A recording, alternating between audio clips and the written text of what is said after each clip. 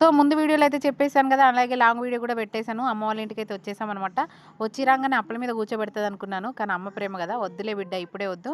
రేపు జేసుకుందురులే" అని జెప్పేసిందనమాట. ఇంక రాత్రి అవ్వగానే అలా చలిమంటేసుకొనైతే కూర్చున్నాము. ఎంతైనా ఫ్యామిలీతో కూర్చుంటే ఆనందమే వేరు గదా!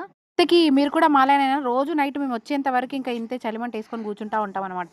అలా కూర్చొని కష్టసుఖాలు మాట్లాడుకుంటాము. ఇంకా మా చెల్లెళ్ళు, మేము, మా ఆయనే, మా అమ్మ అందరం కూర్చొని అలా సరదాగా కాసేపయితే కూర్చున్నాము. నిజంగా ఈ చలికి వేడి మంటేసుకుంటే ఎంత హాయిగా ఉందో తెలుసా! అక్కడే కూర్చోవాలనిపించింది.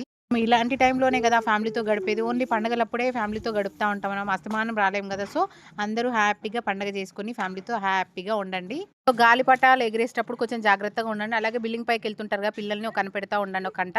ఎందుకంటే ముందే దారాలు అవి ఇవి ఎక్కడి నుంచి వస్తున్నాయేమో అర్థం కావట్లేదు. సో, బీ కేర్‌ఫుల్ అండ్ అలాగే పండగ మంచిగా హ్యాపీగా జరుపుకోండి. చూడండి మా పిల్లలు ఎలా కిటకిటలు పెడుతున్నారు. చెప్పాను గదా! వాయిస్ ఓవర్ ఇద్దామంటే అస్సలు ఇవ్వనివ్వరే. నచ్చితే like and subscribe. Thank you for watching. By by.